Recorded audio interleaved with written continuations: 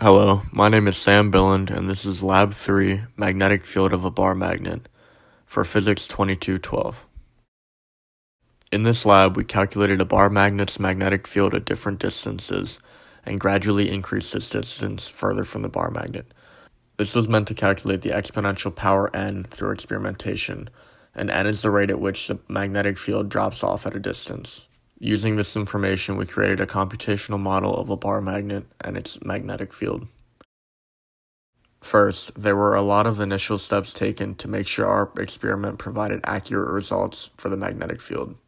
The most important one being to angle the smartphone to compensate for the presence of the Earth's magnetic field. This was done by working along the axis orthogonal to Earth's magnetic field.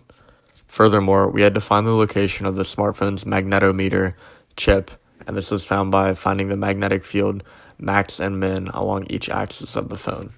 Finally, we were able to analyze the magnetic field of the bar magnet on the orthogonal axis at various increasing distances. Also, there were two main equations used in this lab, mainly to create the computational model of the magnetic field. In addition, there were a few assumptions used in this lab.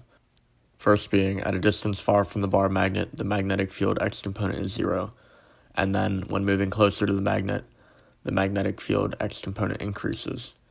And finally, the theoretical value of n is -3. This is the data and calculations taken during the experiment.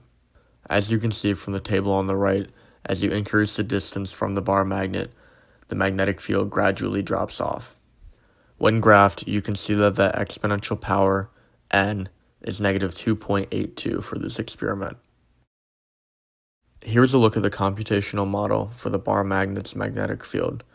First, we started by calculating mu, which was done by solving for k, which is the ln of the y-intercept from the previous graph. Furthermore, I made a function that computes the magnetic field at any distance r from the bar magnet.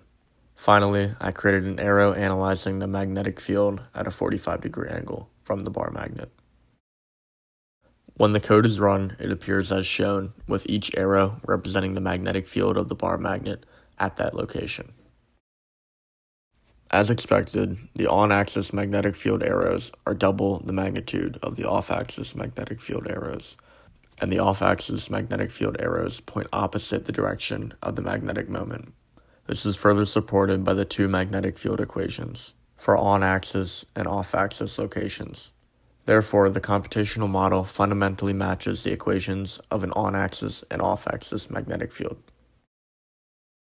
When comparing the computed and predicted 45-degree angle magnetic field values, you can see that the predicted values approximately match the computed values from the computational model. They are off by a small factor.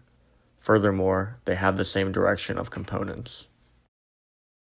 Furthermore, how would the results change if the experiment didn't compensate for magnetic north and was instead performed at an angle with respect to Earth's magnetic field? Well, the results would no longer be just the values of B, bar magnet. It would instead be a net magnetic field, which would be the sum of the bar magnet magnetic field and the magnetic field of Earth. Additionally, how would the measurements differ if two identical magnets were stuck together end to end and the experiment were run again? Well, the magnetic field would almost double at each observed location, but not exactly double since the magnets would not be in the exact same location. Also, the value of n would remain the same since the average magnetic fields would still drop at the same rate. In conclusion, the n value calculated, which is the rate at which the magnetic field drops off at a distance, is -2.82 in this experiment. So, through experimentation and calculations, the calculated value of n was very close to the theoretical value of n, that being -3. Furthermore, the computed values of the magnetic field at the 45-degree angle were roughly the same as those displayed on the magnetometer.